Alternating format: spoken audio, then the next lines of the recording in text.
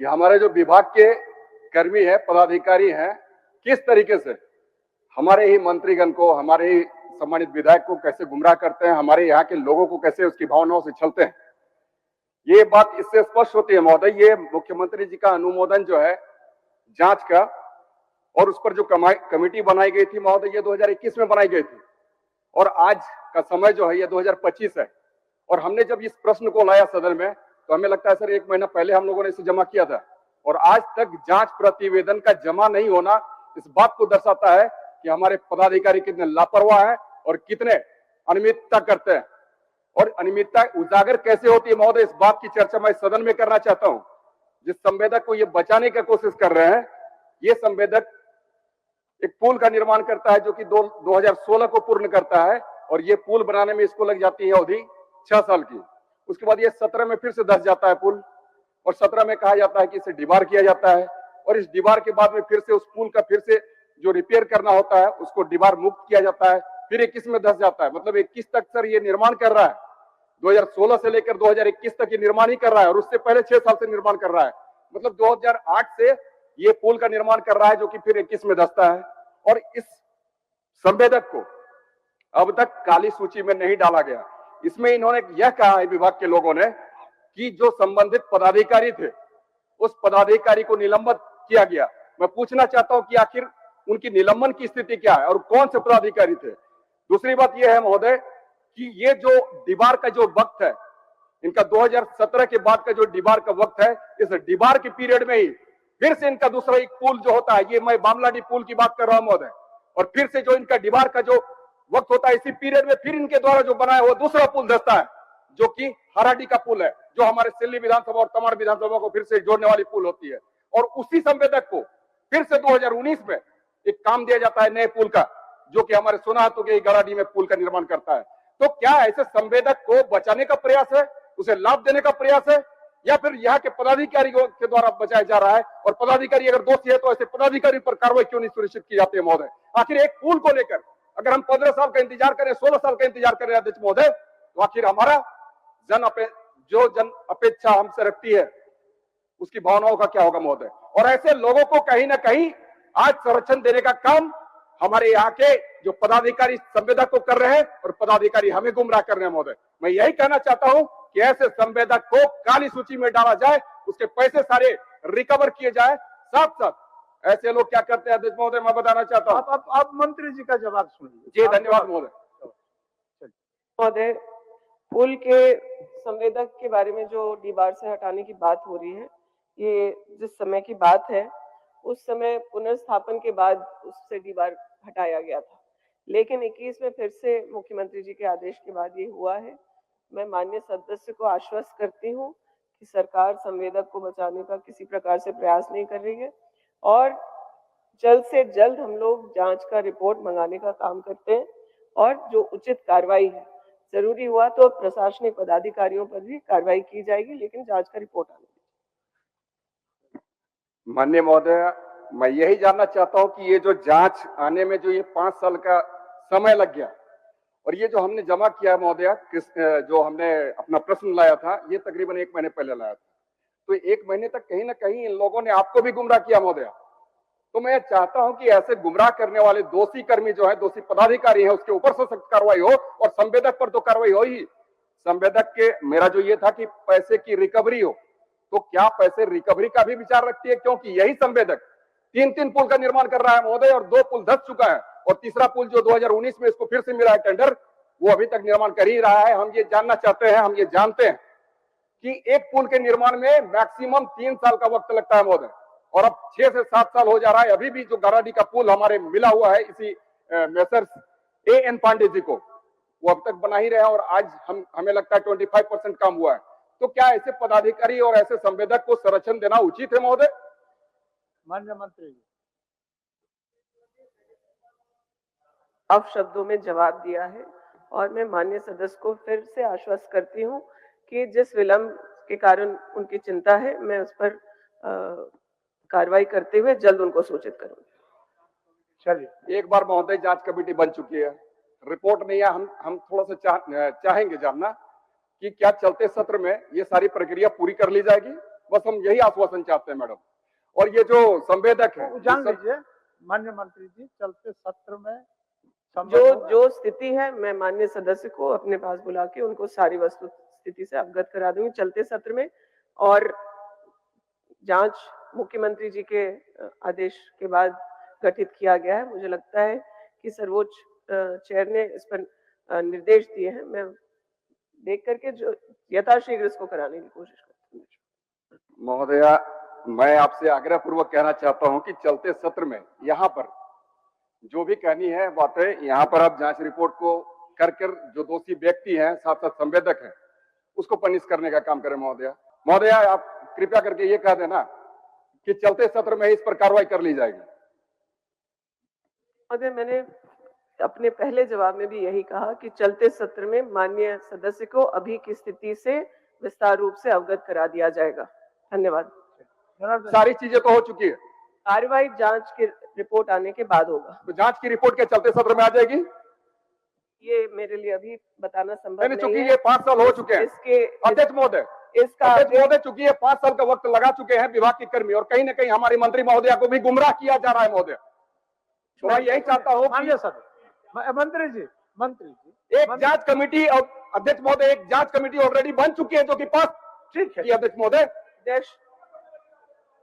महोदय कृपया करके अध्यक्ष महोदय, मैं एक मिनट मैं माननीय सदस्य महोदय की भावनाओं को समझ पा रही हूँ। कहीं अगर कोई गलती हुई है और क्षेत्र से संबंधित है तो उनका इतना अग्रेसिव होना जायज है, लेकिन जांच की स्थिति को पूरा पता करके उनको चलते सत्र में उससे अवगत कराया जाएगा और मैं जल्द से जल्द इस पर कार्रवाई करूंगी, चाहे जरूरी हुआ तो संवेदक पर और जरूरी हुआ तो आप पदाधिकारियों पर। आप क्या बोल रहे हैं? अध्यक्ष महोदय, पूर्व में एक जांच कमेटी बनी 7 साल पहले, दोबारा आप जांच कमेटी बना रहे हैं। उस जांच कमेटी की क्या रिपोर्ट हुई वो तो आप सदन पे रखिए। और महज ये मामला बहुत साफ है, 2 पुल धंस गए, तीसरा पुल आप दे रहे हैं, आप इतने लंबा गैप दे रहे हैं। जो भी जांच है 3 दिन के अंदर रिपोर्ट बना के इस सदन में पेश करें, ये बहुत बड़ी मामला है। मैंने पहले भी अमित जी को भी वही जवाब दिया और अरूप जी को भी यही कहना चाहती हूँ कि जो जांच कमेटी बनी है उसके रिपोर्ट की क्या स्थिति है उस पर और विस्तार से जानकारी लेते हुए कितने समय में कार्रवाई संभव है वो चलते सत्र में बता देंगे। ठीक, अब आप बताइए अमित जी, आप चलते सत्र में इसको रिपोर्ट आने दीजिए, फिर डिस्कशन होगा, इसको छोड़ा नहीं जाएगा। आग्रह को अध्यक्ष महोदय, हमारे माननीय मंत्री जी को गुमराह किया जा रहा है यहाँ के पदाधिकारियों के द्वारा। अच्छा, और ऐसे दोषी पदाधिकारी जब तक संरक्षण पाएंगे ऐसे ही काम होता रहेगा महोदय। अच्छा, तो मंत्री जी आपको आश्वस्त किए कि नहीं कि सदन चलती सत्र में ही जवाब देंगे? बढ़िया मंत्री जी देख रहा है मंत्री को गुमराह किया जा रहा है। मैं उनको कहना चाहूंगी कि जांच के आदेश माननीय मुख्यमंत्री जी के द्वारा दिया गया है, इसमें कहीं भी किसी तरह से कोई कोताही नहीं बरती जाएगी और आप निश्चिंत रहें। संवेदक पर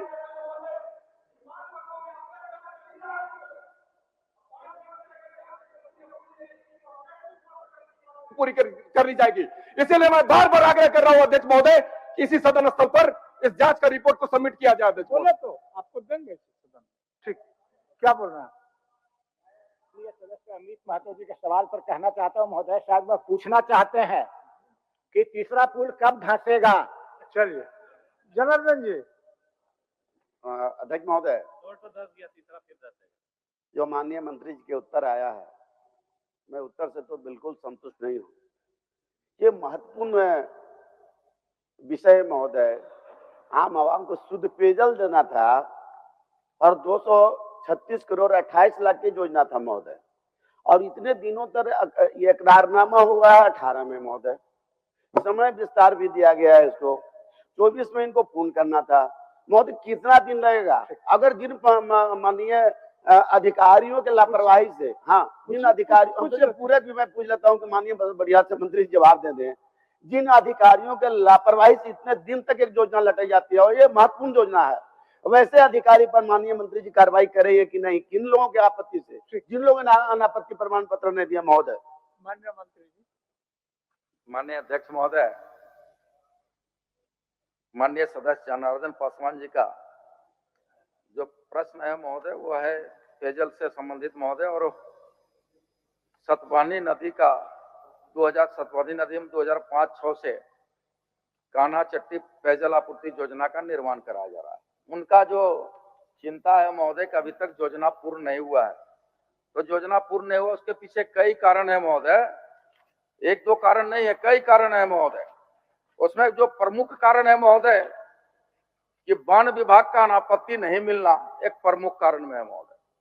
दूसरा एक जो सबसे बड़ा कारण है महोदय, इंटक वेल पहले दूसरे जगह पर बना हुआ था, वो ड्राई हो गया महोदय, वहां से पानी का लेयर खत्म हो गया महोदय, फिर दूसरे जगह उसको इंटक वेल बनाया जा रहा है महोदय। इस तरह से कई कारण है महोदय जिसके चलते पानी की जलापूर्ति अभी शुरुआत नहीं हो पाई है। लेकिन माननीय सदस्य को सदन के माध्यम से अवगत कराएंगे कि अति शीघ्र वन विभाग से एनओसी लेकर के उसको पेयजल आपूर्ति बहाल कर दिया जाएगा महोदय। ठीक है जी। माननीय अध्यक्ष महोदय, ये मैंने कहा कि बहुत महत्वपूर्ण प्रश्न है, ये आम जनता के स्वच्छ पेयजल के मामला है महोदय। और ऐसे विषय पर अगर कोई वन पदाधिकारी जितने दिन तक टहलाते हैं, अनापत्ति प्रमाण पत्र नहीं देते, सरकार को उस पर कार्रवाई करनी चाहिए। कार्रवाई करेंगे। ठीक। तो समय सीमा कम से कम आप पानी महोदय, कितना दिन के अंदर पानी दे देंगे महोदय? शून्यकाल की सूचना महोदय पुट कर देंगे। अब शून्यकाल लेने दीजिए, अब शून्यकाल लेने। आप कहां से सॉरी मंगलकालीन दीजिए, मंगलकालीन दीजिए। कार्य आपका लिया ना कल। अध्यक्ष महोदय, जोगसलाई विधानसभा क्षेत्र अंतर्गत बड़ाम एवं पटमदा प्रखंडों में एकमात्र बालिका उच्च विद्यालय प्रोजेक्ट कन्या उच्च विद्यालय पटमदा है। वर्तमान में इस विद्यालय में 9 एवं 10 वर्ग तक पढ़ाई होती है।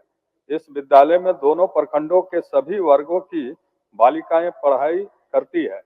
भविष्य में छात्राओं की संख्याओं में ज्यादा वृद्धि की भी संभावनाएं हैं। इस विद्यालय में +2 नहीं होने एवं इस क्षेत्र में अन्य कोई भी +2 बालिका उच्च विद्यालय नहीं होने के कारण अधिकतर छात्राओं की 10वीं के बाद पढ़ाई छोड़नी मजबूरी है। अंत में आसन के माध्यम से बालिकाओं के उज्जवल भविष्य के लिए उल्लेखित विद्यालयों को +2 विद्यालय में उत्क्रमित करने हेतु सरकार से मांग करता हूँ। माननीय सदस्य जयराम कुमार महतो। अध्यक्ष महोदय 15 सेकंड एक सूचना दे देते हैं। आप पहले पढ़ लीजिए, शून्यकाल पढ़ लीजिए। धनबाद में 54 पुलिस कर्मियों को प्रशासनिक दृष्टिकोण लगा के उनका हस्तांतरण किया जा रहा है, तो उनका आग्रह है कि केवल प्रशासनिक दृष्टिकोण को निरस्त किया जाए। ठीक, मेरा शून्यकाल है। कार्यपालिका, विधायिका और न्यायपालिका को लोकतंत्र का चौथा स्तंभ माना जाता है, किंतु बदलते हुए परिवेश में पत्रकारिता को लोकतंत्र के चौथे स्तंभ की संज्ञा दी गई। आज पत्रकारिता माध्यम बन के आम जनमानस की आवाज को बुलंद करती है। वर्तमान में पत्रकारिता काफी ज्यादा चुनौतीपूर्ण हो गई है। छत्तीसगढ़ में एक पत्रकार के साथ घटित दुर्दांत घटना से राज्य के पत्रकार में भी असुरक्षा का भाव महसूस कर रहे हैं। अतः सदन के माध्यम से सरकार से आग्रह है, छत्तीसगढ़ के तर्ज पर झारखंड में प्रेस प्रोटेक्शन एक्ट लागू किया जाए तथा मान्यता प्राप्त पत्रकारों को मजिठिया कमेटी का लाभ वो राज्य के टोल प्लाजा में टोल फ्री किया जाए। धन्यवाद अध्यक्ष महोदय।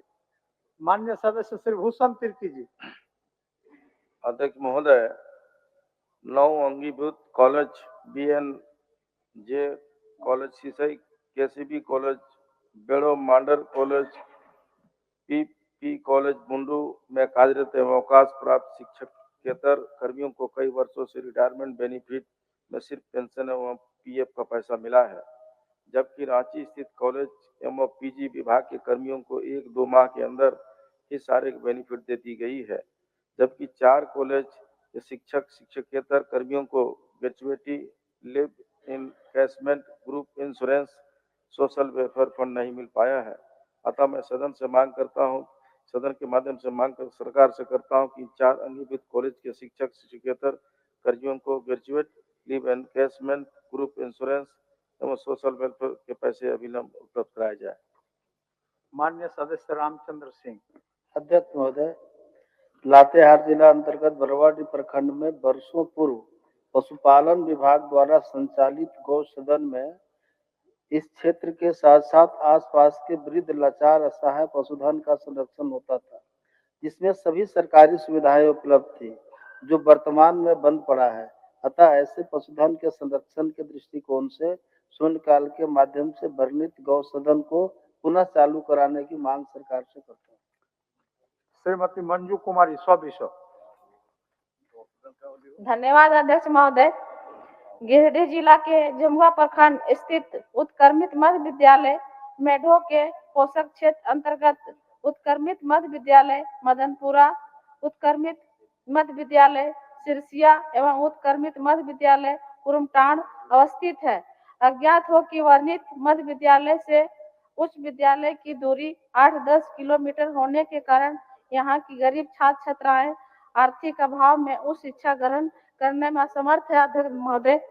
अतः वर्णित विद्यालय के गरीब मेधावी छात्र छात्राओं को शिक्षा का अधिकार अधिनियम 2009 के तहत अनिवार्य रूप से उच्च शिक्षा उपलब्ध कराने हेतु उत्क्रमित मध्य विद्यालय मेढो को अतः शीघ्र उच्च विद्यालय में उत्क्रमित करने की मांग मैं सरकार से करती हूँ। धन्यवाद अध्यक्ष महोदय। माननीय सदस्य श्री जनार्दन पासवान जी। अध्यक्ष महोदय, चतरा जिला के सभी प्रखंडों में जल नल योजना अंतर्गत बनाए गए सभी जल मीनार विभागीय पदाधिकारियों एवं संवेदक के भ्रष्टाचार के भेंट चढ़ गया है, जो चालू होने के चंद महीनों के बाद वो बंद हो गया। फलस्वरूप सभी प्रखंडों में घोर जल संकट व्याप्त है। अतः उक्त परिप्रेक्ष्य में शून्यकाल के माध्यम से सरकार से मैं मांग करता हूं कि ऐसे सभी योजनाओं की जांच कराई जाए, साथ ही साथ तत्काल बंद पड़े योजनाओं को चालू कराया जाए। माननीय सदस्य श्री समीर कुमार मोहंती जी। अध्यक्ष महोदय, बौड़ागुड़ा विधानसभा क्षेत्र के बौड़ागुड़ा में स्थित एकमात्र अग्निशमन केंद्र होने पर संपूर्ण चकुलिया, बौड़ागुड़ा, दलबंगड़ एवं गुड़ाबंदा प्रखंड के लोग निर्भरशील है, जहां से चकुलिया, गुड़ाबंदा एवं दलबंगड़ प्रखंड की औसत दूरी लगभग 40 किलोमीटर है, जिससे आगजनी के स्थिति में अग्निशमन वाहन को 40 किलोमीटर दूरी का तय करके घटनास्थल पहुंचना काफी समय लग जाता है, जिसके कारण अमूमन जान माल की भारी क्षति हो जाता है। विशेषकर गर्मी के मौसम में इतना विस्तृत क्षेत्र में आए दिन जंगल में भी आग बुझाने में अग्निशमन दल परेशान रहता है। अतः ऐसी स्थिति में आसन के माध्यम से सरकार से मेरा मांग है कि चकुलिया प्रखंड मुख्यालय में भी एक अतिरिक्त अग्निशमन केंद्र का स्थापना किया जाए। माननीय सदस्य श्री दशरथ गगराई जी।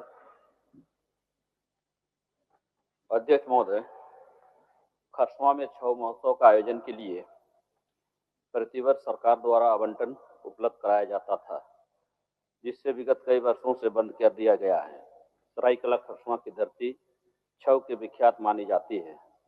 छऊ कला में संरक्षण और संवर्धन के लिए सरकार को कदम उठाने की आवश्यकता है। अतः मैं आसन के माध्यम से सरकार से ये मांग रखता हूं कि खरसवा छऊ महोत्सव का आयोजन प्रतिवर्ष किया जाए। धन्यवाद। माननीय सदस्य कुमार उज्जवल। धन्यवाद अध्यक्ष महोदय। अध्यक्ष महोदय, मेरे सिमरिया विधानसभा क्षेत्र के अंतर्गत टंडवा प्रखंड के मांडर में आदिवासी समुदाय के लोगों का शरणा स्थल है महोदय, और बहुत प्रमुख शरणा स्थल है, जहां प्रतिवर्ष फागुन के महीने में 3 दिवसीय सदाबहार भोपैया दर्शन यात्रा एवं प्रार्थना सभा का आयोजन किया जाता है। यहाँ पर पहाड़ के नीचे से नदी का उद्गम हुआ है, जो सालों भर सतत रूप से प्रवाहित होती रहती है। यहाँ पर प्रकृति की सुंदरता का अनुपम खजाना है, जहाँ हजारों की संख्या में राज्य के विभिन्न कोनों से लोग आते हैं। अतः शून्यकाल के माध्यम से मैं इस स्थान को महत्वपूर्ण धार्मिक पर्यटन स्थल के रूप में विकसित करने की मांग करता हूं, ताकि इस क्षेत्र का सर्वांगीण विकास हो सके और यहाँ के लोगों को रोजगार मिल सके। धन्यवाद। माननीय सदस्य श्री अमित कुमार सौबिसो। अध्यक्ष महोदय, विनोबा भावे विश्वविद्यालय हजारीबाग में 31 मई 2023 से नियमित कुलपति की नियुक्ति को टालकर प्रभारी कुलपति को मोहरा बनाकर राज्यपाल के additional chief secretary Nitin Madan Kulkarni एवं OSD जे मुकेश चंद्र नारायण द्वारा विनोबा भावे विश्वविद्यालय में लगातार हो रही वित्तीय अनियमितता और अराजकता को दूर कर विश्वविद्यालय की व्यवस्था को दुरुस्त करने हेतु सिंडिकेट में सरकार के 5 नॉमिनी को नामित करते हुए विगत 5 वर्षों का वित्तीय एवं प्रशासनिक अंकेक्षण कराया जाए अध्यक्ष महोदय। मान्य सदस्य श्री जीगा सुशारण होरो। अध्यक्ष महोदय, सिसई विधानसभा के बसिया प्रखंड के कोयल नदी से पेयजल का सप्लाई पिछले 5 महीना से दक्षिणी छोर कुनबीर एवं उत्तरी छोर बसिया में बंद है।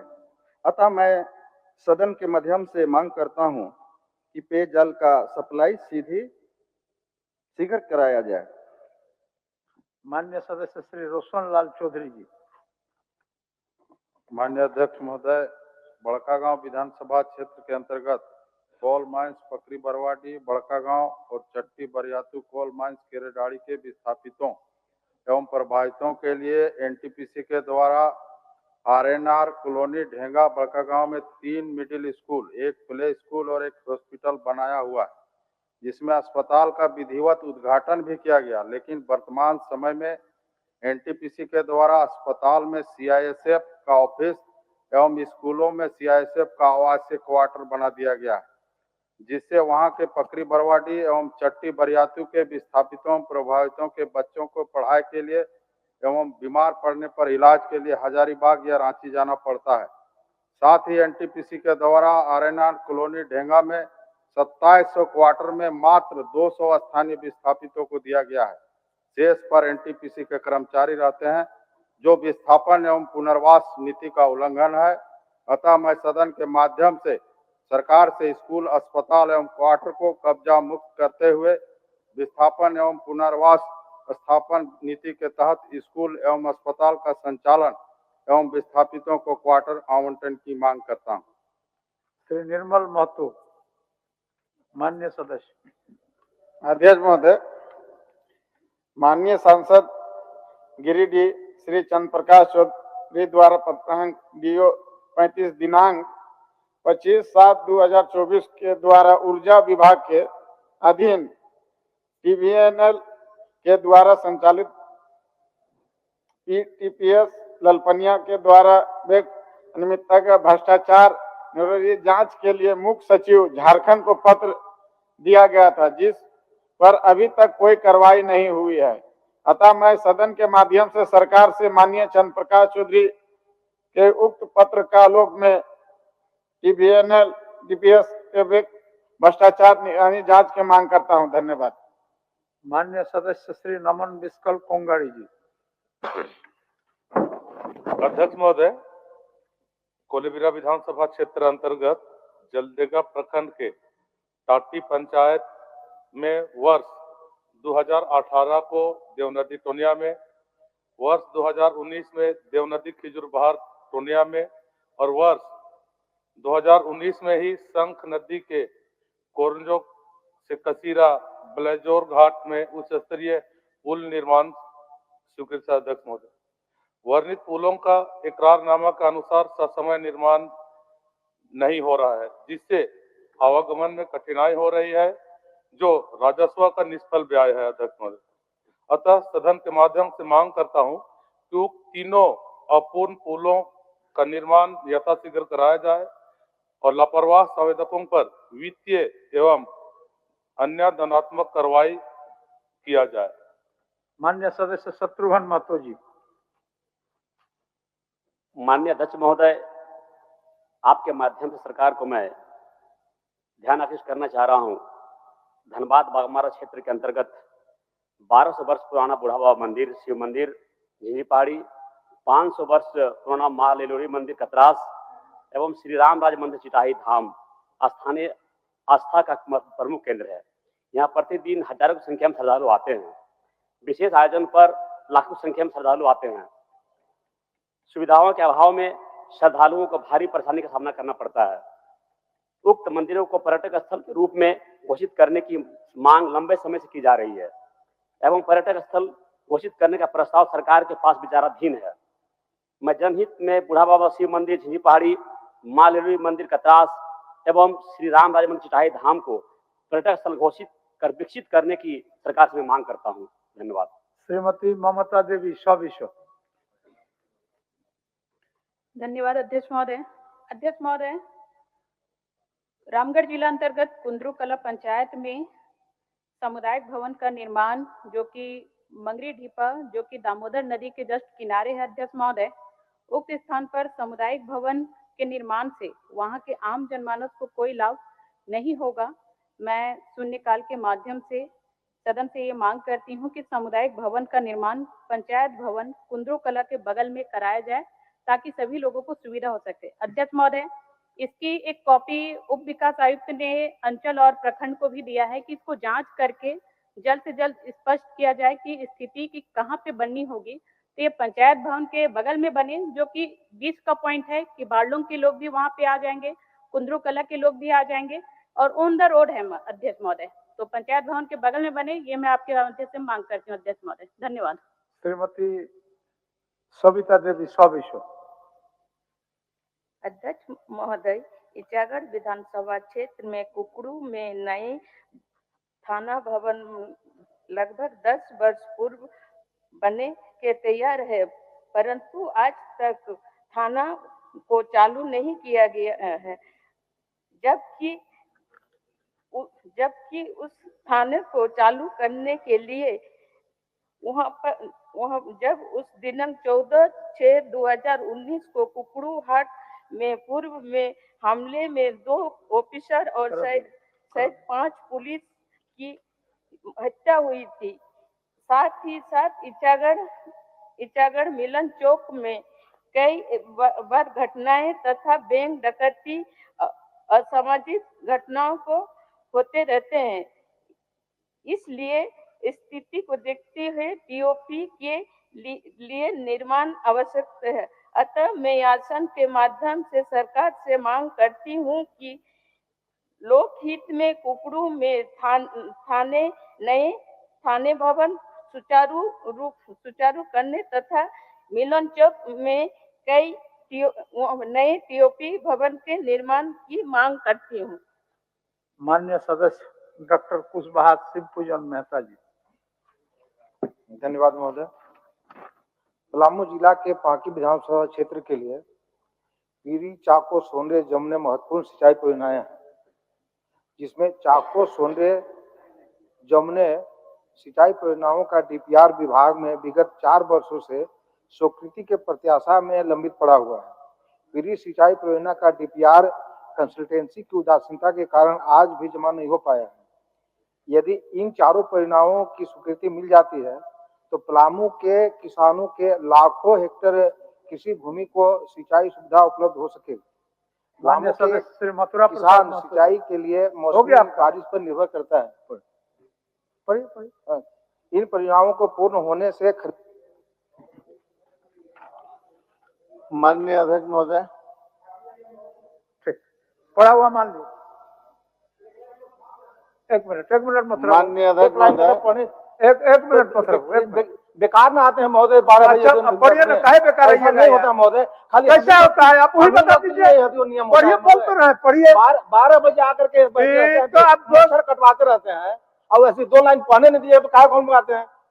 12 बजे लाकर अच्छा, आप माननीय सदस्य आप अकेले पढ़ रहे हैं। इनके पहले 18 सदस्य को आपने पढ़ाया, कोई किस बात नहीं बोला। आपको कहाँ से तकलीफ आ गया? ये पार्शियलिटी है तो हम ही लोग के लिए है।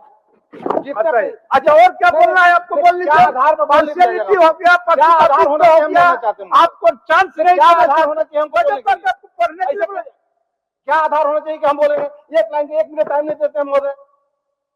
क्या मतलब कि ये अच्छा, इनको पढ़ने दीजिए। कितना देर तक पढ़ेंगे? पढ़िए। क्या देखते हैं? चलिए आप पढ़िए और बोल लीजिए। अब क्या कुछ बोलना है तो बोलिए।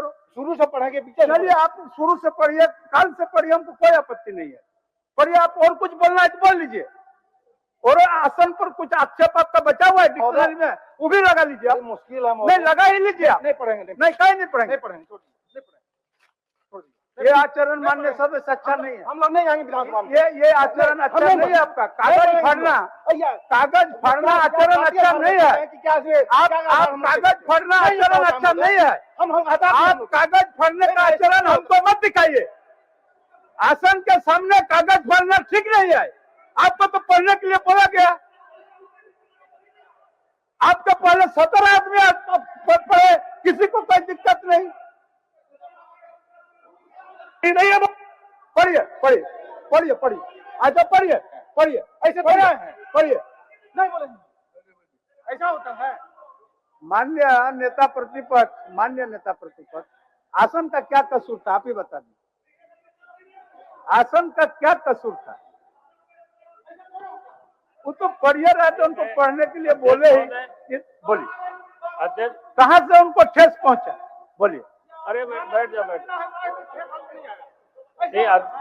बोलिए आप ही बोलिए। कि अध्यक्ष महोदय थोड़ी सी गलती हुई है, ये थोड़ा सा पढ़ते पढ़ते रुक गए थे जो हम देख रहे थे टेलीविजन पर।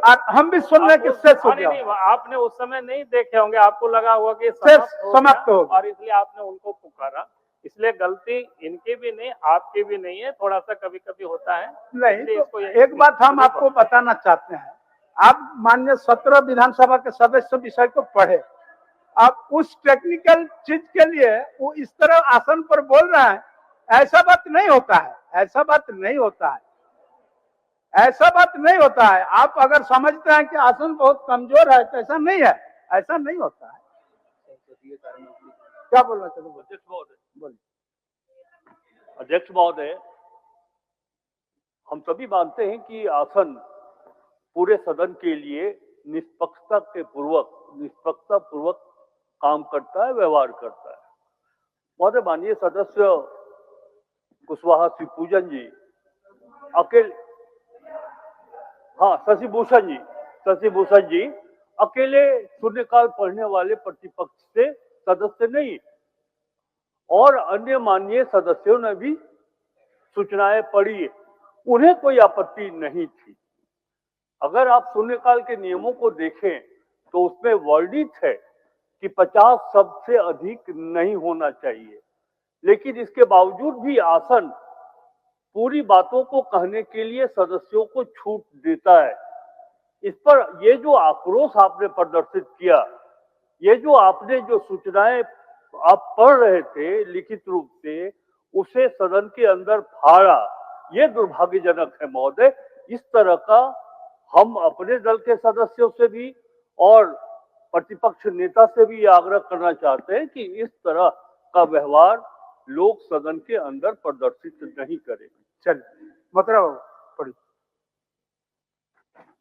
माननीय अध्यक्ष महोदय, धनबाद जिला अंतर्गत तोचाची प्रखंड के ग्राम खेसवी मौजा नंबर 24 का सर्वे सेटलमेंट 1960 से 1964 के बीच पूर्ण होने के उपरांत नया नक्शा नहीं बन पाया था, जबकि पुराना नक्शा के आधार पर रजिस्ट्री से लेकर दाखिल खारिज 2018 तक होते आ रहा था, परंतु 2019 से दाखिल खारिज में रसीद काटना बंद कर दिया गया है महोदय।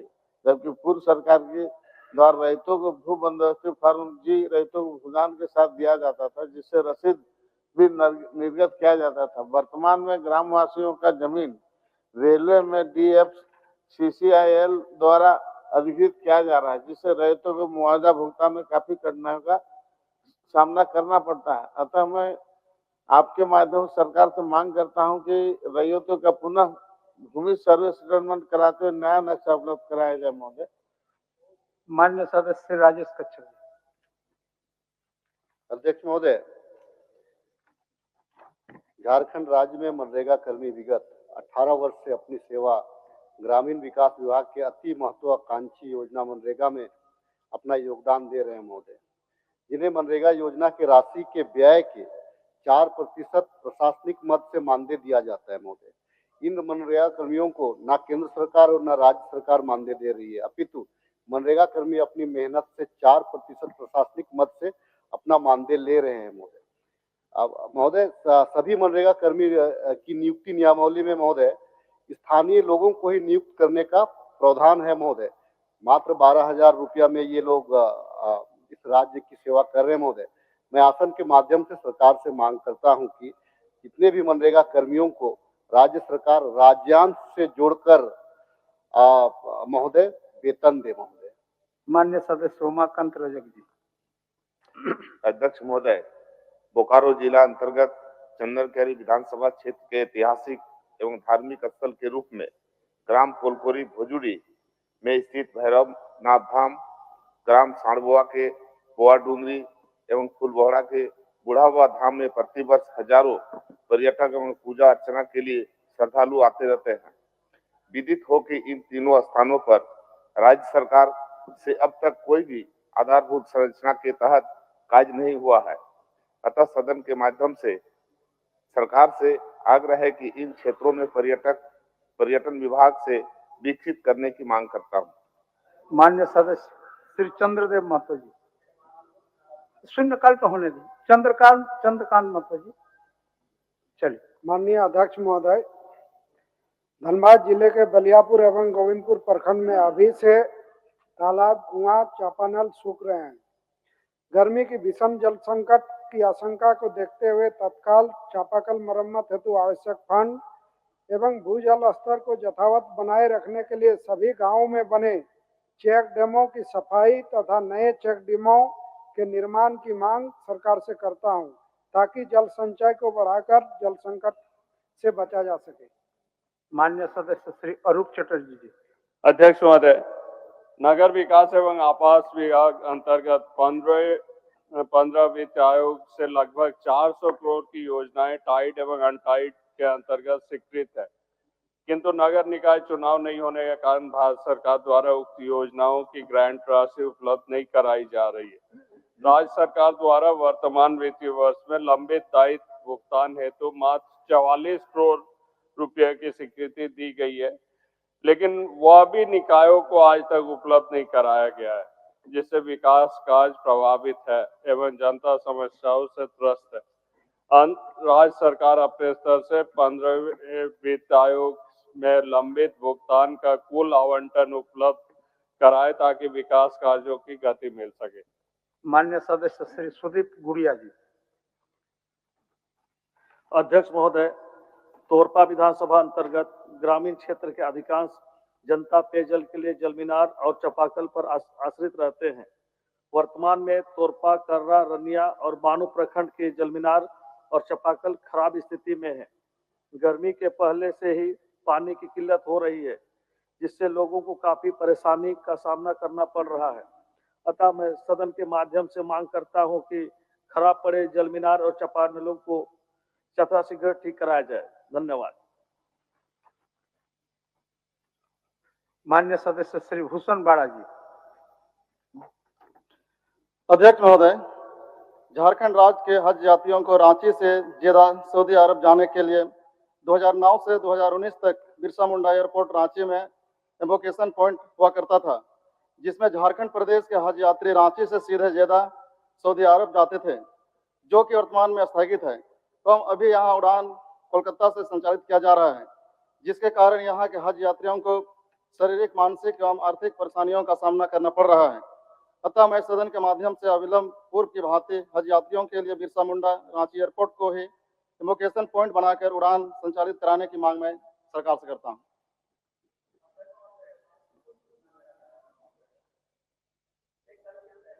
अखबार में छपा है महोदय कि वन विभाग के अधिकारियों के लापरवाही से अनापत्ति प्रमाण पत्र नहीं देने से नल जल योजना, राज्य संपोषित सड़कें और प्रधानमंत्री सड़कें 250 करोड़ की योजना महोदय अधर में लटका हुआ है।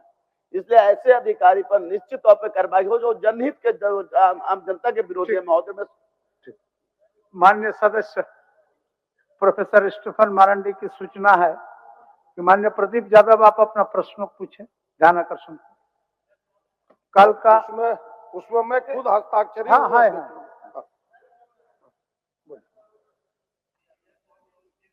संथाल परगना का है, चर्चा होगी तो मुझे लगा कि सरकार के एक संज्ञान में या सूचना कहिए या सुझाव कहिए, मैं थोड़ा देना चाहता हूँ, क्योंकि संथाल परगना में जिस जगह को लेकर के पड़ैयाहाट या गुड्डा का जो अडानी पावर प्लांट की समस्या को मैं जानता हूँ, समझता हूँ, और पूरे संथाल परगना में कमोवेश जो स्थिति बनी हुई है, तो सरकार ने पिछले दिनों एसपीटी एक्ट की समीक्षा के लिए एक आयुक्त की अध्यक्षता में एक कमेटी बनाई। अच्छी बात है, हम उसकी स्वागत करते हैं। उस कमेटी में 6 यानी सभी जिला के उप समाहर्ता को उसमें से सम्मिलित किया गया है, ये भी अच्छी बात है। लेकिन संथाल परगना, आप उस क्षेत्र से आते हैं, जानते हैं कानून कितना पेचीदगी है। और हमें लगता है कि मात्र अफसरों से यह ठीक नहीं चल सकता है, उसमें से कानून का जो एक्सपर्ट है, जैसे वकील होते हैं सीनियर, उस कमेटी में उन लोगों को जोड़ देना चाहिए, ताकि उस कमेटी में लोग रहेंगे तो अच्छी ढंग से चर्चा होगी। और मैं इस बात को इसलिए कह रहा हूँ, उसी अदानी पावर प्लांट को लेकर के जब जमीन का अधिग्रहण हो रहा था तो संथाल परगना में जमीन की कोई स्लेबुल नहीं है, कहीं कहीं स्लेबुल है, तो जमीन की कीमत कितना लोग लगाया था, 2.5 लाख और 3 लाख रुपया प्रति एकड़। प्रदीप जी को अच्छी तरह से पता है, क्योंकि प्रदीप जी ने खूब संघर्ष किया, हम भी उनके संघर्ष में साथ थे। और उसके बाद हम लोग संघर्ष किए तो एक तो जमीन की परिधि कम हुआ और फिर रकबा कम कराया गया और फिर कीमत भी 3 लाख रुपया से लेकर के 12 लाख रुपया आंदोलन के परिणाम स्वरूप हुआ था उस समय। मैं इसलिए इस बात का यहाँ उल्लेख कर रहा हूँ कि सरकार ने अच्छी सोच से ही किया होगा, आयुक्त की अध्यक्षता में कमेटी, लेकिन आयुक्त और उप समाहर्ता मात्र से वहां के लोगों की भावनाओं को समझ पाएंगे ये मुझे नहीं लगता है। पूर्व में जो हमने देखा, अगर लोग पूर्व में भी समझते उस समय तो शायद इस प्रकार की कीमत और बाकी चीजें लोग नहीं करते। इसलिए हमारा सरकार से ये सुझाव रहेगी, ताकि कोई समस्या नहीं पैदा हो, उसमें अगर संभव हो तो एक्सपर्टीज कुछ जनप्रतिनिधि को भी आप शामिल कर सकते हैं और कानून के विशेषज्ञों को भी। सरकार से मेरा ये सुझाव रहेगी, क्योंकि विषय संथाल परगना एसपीटी एक्ट से भी जुड़ा हुआ है, भले वो एक कांड है, लेकिन इसलिए मुझे लगा कि इस विषय को सदन के समझ आपके माध्यम से हम लाए, अपना उत्तर देंगे, हम जरूर उम्मीद करेंगे इस पर भी वो उत्तर अपना। माननीय अध्यक्ष महोदय, मैं पहले तो बाबूलाल जी को, आदरणीय नेता प्रतिपक्ष को धन्यवाद देता हूँ। तो हमने कहा कि उनका कुर्ता बदल गया तो कहीं टोन बदल गया। आप बुरा न माने, हल्के शब्दों में हमने कहा है, क्योंकि आपके जो मैं प्रेस कॉन्फ्रेंस जो आपने किया था उसको लेकर आया, कहीं टोन बदलता आपको अभी उपस्थापित करता आपके सामने। लेकिन मैं धन्यवाद देता हूँ कि आपने टोन नहीं बदला, आपने कहा कि नहीं मेरी सरकार ने गलत किया था। मैं आपको धन्यवाद देता हूँ। मैं उन्हीं विषयों को लेकर आया और मेरा सीधा सीधा प्रश्न है कम समय में कि भाई भू अर्जन जो हुआ अध्यक्ष महोदय, पहले तो तत्कालीन वहां डीसी 2014 में अपरांग 264/6/2014 उसके दाम तय हुए औसतन 25 से 26 लाख पर एकड़, यानी मुआवजा मिलता है 1 करोड़। अध्यक्ष महोदय, आनंद फानन में उसकी बदली हुई, सरकार में बताया गया इन चीजों को।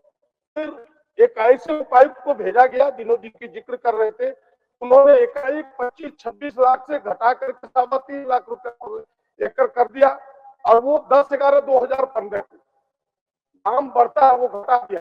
अध्यक्ष महोदय, इसी विधानसभा में, पुराने विधानसभा में विरोध हुआ, सारी पार्टियों ने विरोध किया, फिर सरकार को एक उच्च स्तरीय कमेटी बनानी पड़ी अध्यक्ष महोदय। और अध्यक्ष महोदय, तत्काल सरकार ने सारी अधिसूचनाएं मेरे पास तुरंत उस मूल्य को स्थगित किया अध्यक्ष महोदय। स्थगित करने के बाद फिर जो उच्च स्तरीय समिति बनी अध्यक्ष महोदय, उस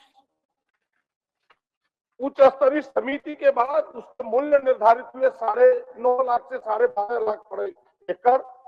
मैं सरकार से पहला प्रश्न इससे कहना चाहता हूं, क्या यह सरकार की मंशा अडानी को लाभ पहुंचाने का न था? क्या पूर्ववर्ती सरकार ने रैयतों के हितों की अनदेखी करके उन्हें घाटा देने का प्रयास नहीं किया? पहला प्रश्न ये है। दूसरा कि भाई लैंड एक्विजिशन एसपीटी एक्ट जिसकी चर्चा भी कर रहे थे, एसपीटी एक्ट लैंड एक्विजिशन कर सकते हैं आप, लेकिन उसमें स्पष्ट है एसपीटी एक्ट के अगर 53 को आप पढ़े, किस शर्त पर कर सकते हैं कि सफिशिएंट पर्पस होना चाहिए। क्या है sufficient purpose? Having relation to the good of the holding village और स्टेट, यानी पब्लिक पर्पस के लिए होना चाहिए। यह योजना पब्लिक पर्पस के लिए था नहीं, यह अडानी केवल अपने जेब भरने के लिए, पूरी बिजली विदेश भेजने के लिए। यहाँ एसपीटी एक्ट का खुल्लम खुल्ला उल्लंघन हुआ, क्या सरकार इसे मानती है कि नहीं?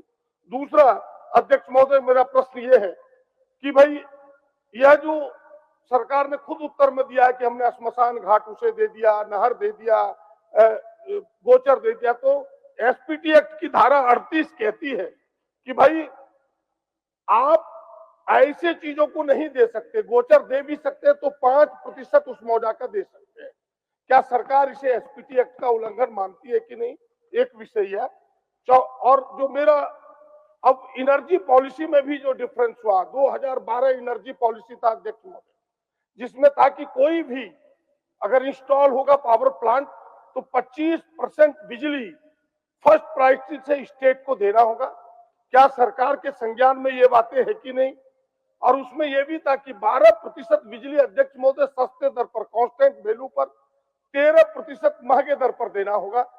और वर्तमान तत्कालीन सरकार ने अध्यक्ष महोदय इस कंपनी को लाभ देने के लिए 6/10/2016 को क्या कानून में बदलाव किया कि नहीं कि भाई सस्ते दर पर तभी देगा जब कोल लिंकेज इस राज्य से मिलेगा।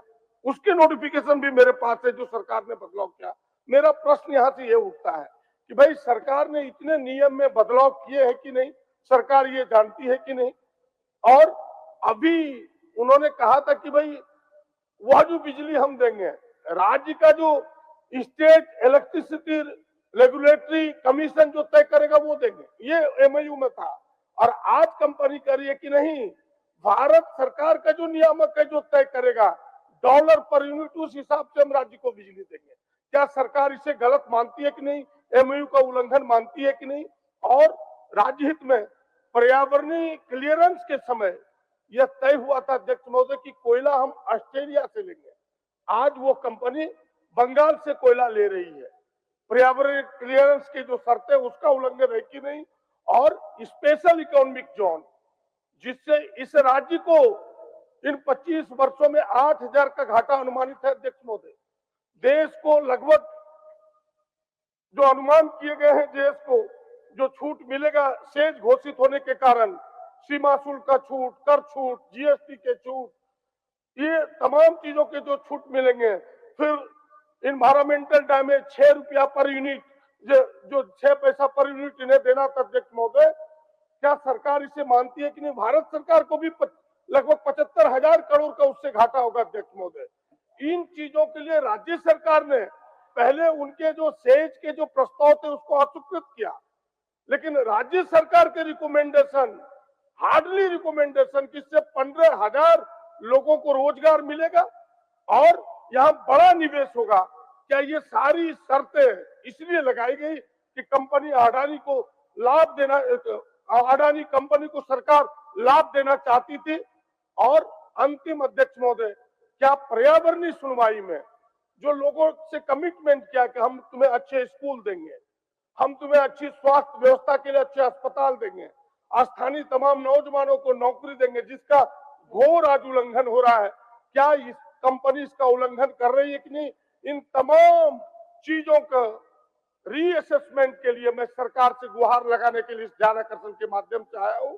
क्या ये जो उल्लंघन है, चाहे एसपीटी का हो, उनको लाभ देने का हो, कानून का उल्लंघन हो, भारत सरकार, राज्य सरकार, क्या राज्य सरकार एक हाई कोर्ट के रिटायर्ड जज की अध्यक्षता में कमेटी बना के इसका रीअसेसमेंट, पुनर्जांच कराना चाहती है? ये मेरी सरकार से मांग है। माननीय मंत्री, अध्यक्ष महोदय, माननीय सदस्य ने जिन बातों को इसमें उठाया है और नेता प्रतिपक्ष आदरणीय बाबूलाल जी का भी इसमें कुछ सुझाव है। क्योंकि तत्कालीन सरकार का ये मामला था, जिन्होंने अडानी पावर प्लांट के लिए कैबिनेट से निर्णय लेकर के और भू अधिग्रहण पुनर्स्थापन अधिकार अधिनियम 2013 के सेक्शन 26 से 3 के अंतर्गत संकल्पना में जो मूल्य निर्धारण का प्रावधान है, उसके आलोक में आयुक्त की अध्यक्षता में जो जिला उपायुक्तों की कमेटी होती है, उसके आधार पर ये तय किया गया कि कितने उसका मूल्य निर्धारण हो, उस आधार पर उनको भुगतान किया जा सके। तो जहां तक सदस्य की भावना है इस मामला को उठाने का, ये बात सही है कि एसपीटी एक्ट एरिया का जो भूमि है वो अविक्रयशील है और उसको खरीद बिक्री भी नहीं करना है, यदि करना है तो सार्वजनिक प्रयोजन के लिए करना है। इन्होंने स्पष्ट तौर पर एसपीटी एक्ट का हवाला देते हुए ये भी कहा।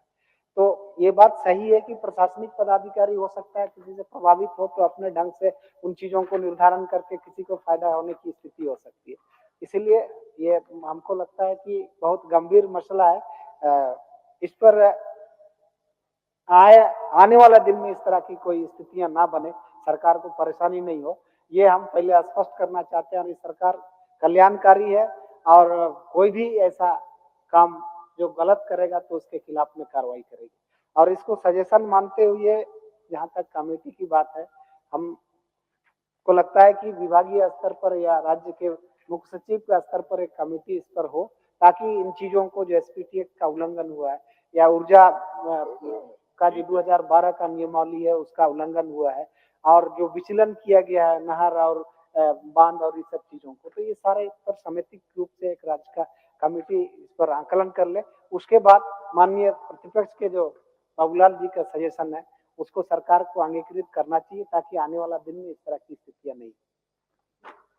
अध्यक्ष महोदय, मैं धन्यवाद देता हूं माननीय मंत्री जी को। बड़ी सकारात्मक सोच के साथ आपने उत्तर को रखा है और कहा है कि तुम ठीक है, रिटायर्ड जज की अध्यक्षता में ना हो, मुख्य सचिव की अध्यक्षता में एक समिति बने और इसकी पुनर्समीक्षा करे और समीक्षोपरांत जिन लोगों ने इस प्रकार की गलत कदम उठाए हैं उन पर कार्रवाई हो और जो शर्तें हैं उन शर्तों का कंपनी अनुपालन करे, वरना इन शर्तों के उल्लंघन में जो कठोर कार्रवाई कंपनी पर हो सकती है, पदाधिकारियों पर हो सकती है, केवल इतना आश्वस्त करे कि भाई जो आप सहमत है कि नहीं, मुख्य सचिव की अध्यक्षता में कमेटी बना के इसकी पुनर्समीक्षा करेंगे, तो उस समीक्षा के उपरांत कार्रवाई करेगी, तो हमें कोई ऐतराज नहीं। माननीय मंत्री निश्चित तौर पर अध्यक्ष महोदय कमेटी समीक्षा कर ले, उसके बाद जो सामने आएंगे उस पर कार्रवाई होगी यदि गलतियां होंगी।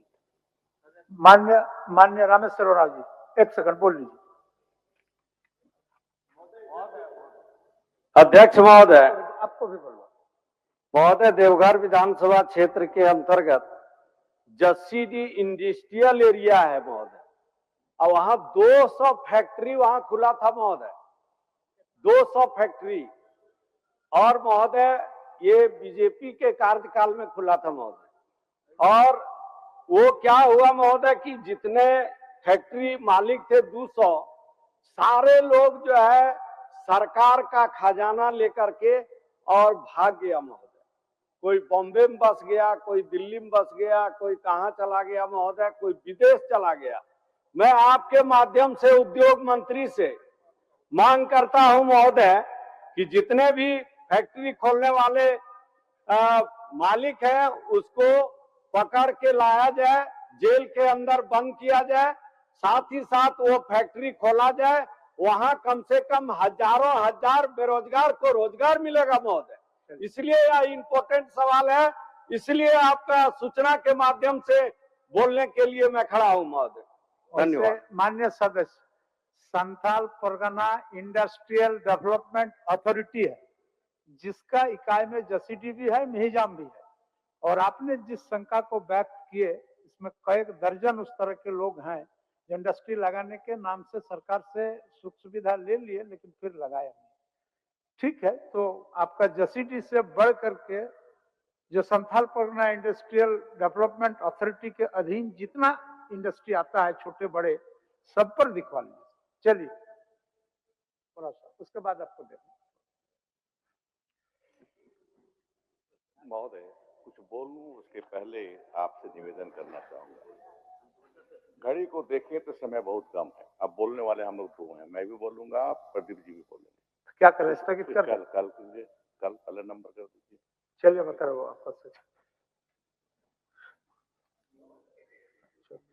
सूचना पर हम भी बोलना चाहते हैं महोदय कि माननीय नए सदस्य आए हैं, सभी का अनुसूचित तारांकित का इतना प्रश्न एक ही 2 में अगर समय बीत जाता है महोदय, और देखते हैं कि ध्यान आकर्षण में लंबा लिस्ट है महोदय, तो इसके लिए मेरा सुझाव होगा कि एक दिन स्पेशल ध्यान आकर्षण को के लिए समय दिया जाए महोदय, तभी लोगों के जनहित का मामला सामने आ सकता है महोदय। इसलिए मेरा आग्रह होगा आसन से कि ध्यान आकर्षण का स्पेशल समय रखा जाए। ठीक है, हम बात कर लेते हैं ट्रेजरी बेंच से, और जैसे ही होगा सूचित कर देंगे। इसी दिन 1 घंटा 10 बजे से 11 बजे तक हम लोग ध्यान आकर्षण की सूचना ले लेंगे, तिथि आपको बता देंगे। बोल लीजिए, बोलिए। जो शून्यकाल की सूचना रात में ली जा रही है 12 बजे से 1 बजे तक, पहले सुबह 5 बजे से 7 बजे तक ली जाती थी महोदय, इसको सुबह का टाइम किया जाए। रात में काफी परेशानी होती है महोदय, हम लोग कितने लोग डाल भी नहीं पा रहे हैं, तो इसको सुबह 5 बजे से 7 बता बजे दें। किया मान्य जाए। सदस्य उस दिन इस पर काफी विचार हुआ। विचार होने के उपरांत मान्य सदस्यों को 2 बार आना पड़ता था। एक बार 12:01 के बाद हमारा सभा सचिवालय खुलती थी और उसके बाद फिर सुबह आकर के उनको अटेंडेंस करना पड़ता था। तो हमने उसको शिथिल करते हुए बोले 12 बजे के बाद यानी 1 बजे तक 1 घंटा हम लोग शून्यकाल ले लेते हैं और दोबारा उनको आने की आवश्यकता नहीं है। यही निर्णय हम लोगों ने लिया है। इसमें भी मैं आपको बता दूं, इसमें भी अगर कुछ दिक्कत होता है 5 बजे से 7 बजे तक एक बार लोग आए और उसी समय साइन करके क्वेश्चन डाल करके जाए महोदय। रात का समय कोई भी टेबल नहीं है महोदय, इस पे पुनः विचार किया जाए महोदय। आपको बात बता दें, 5 बजे से 7 बजे का समय करने से क्या होता है, लोग 12 बजे के बाद से पहुंच जाते हैं और 5 बजे तक इंतजार करते हैं। तो इसी को हम शांत करते हुए बोला 1 घंटा दे करके फिर दोबारा आना नहीं पड़ेगा। फिर भी अगर कोई दिक्कत होता है तब दिखवा लेते हैं। मंत्री प्रभारी जल संसाधन विभाग। मंत्री जी आपका क्या सूचना? महोदय, शून्यकाल का जो भी आपने बताया, ये पहले भी आप बताए थे, लेकिन उसको फिक्स कर दिया जाए कि क्या होगा। नहीं, फिक्स कैसे है? शून्यकाल में होता है या शाम से होता है या फिर उसको अच्छा टाइम टेंटेटिव बता डिफाइन कर दिया है, क्योंकि ये समझ में नहीं आता है कि क्या। ठीक। अच्छा, आप लोगों से विचार विमर्श के उपरांत आपके सुविधा को देखते हुए हम लोग करें।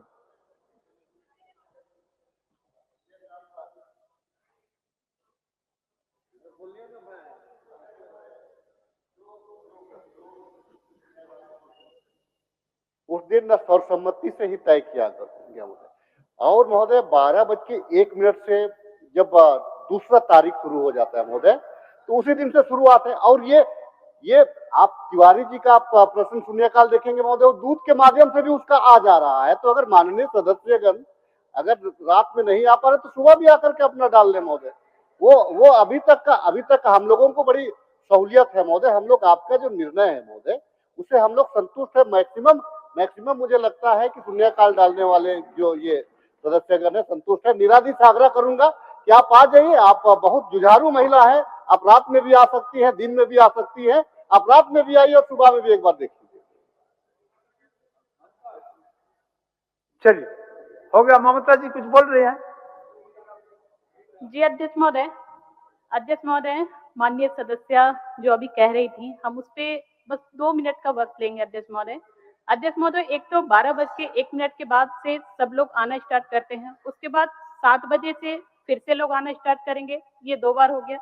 फिर 11 बजे का जो टाइमिंग है उस समय फिर आएंगे, मतलब 3 बार का रनिंग है अध्यक्ष महोदय। तो लोग रेस्ट कब करेंगे और पढ़ाई कब करेंगे अध्यक्ष महोदय? तो ये एक चिंता का विषय है अध्यक्ष महोदय। जो टाइमिंग है वो टाइमिंग ठीक है अध्यक्ष महोदय, उससे सभी लोग संतुष्ट हैं। धन्यवाद। माननीय मंत्री जी, प्रभारी मंत्री जल संसाधन। अध्यक्ष महोदय, मैं प्रस्ताव करता हूं कि जल संसाधन विभाग के संबंध में 31 मार्च 2026 को समाप्त होने वाली वर्ष के भीतर भुगतान के दौरान जो व्यय होगा उसकी पूर्ति के लिए 19 अरब 11 करोड़ 71 लाख 6,000 रुपया से अनधिक राशि प्रदान की जाए। यह प्रस्ताव राज्यपाल की सिफारिश पर किया गया है। इस मांग से संबंधित जो कटौती के प्रस्ताव प्राप्त हुए हैं उनमें श्री अमित कुमार यादव सविश्व के कटौती प्रस्ताव क्रमांक 34 व्यापक है। माननीय सदस्य श्री अमित कुमार यादव अपना कटौती प्रस्ताव प्रस्तुत करें। अध्यक्ष महोदय, मैं इस शीर्षक की मांग 10 रुपए से घटाने की मांग करता हूँ। माननीय सदस्य श्री अमित कुमार यादव अपना वक्तव्य दूसरी पाली में शुरू करेंगे। सभा की कार्रवाई अपराह्न 2 बजे तक के लिए स्थगित की जाती है।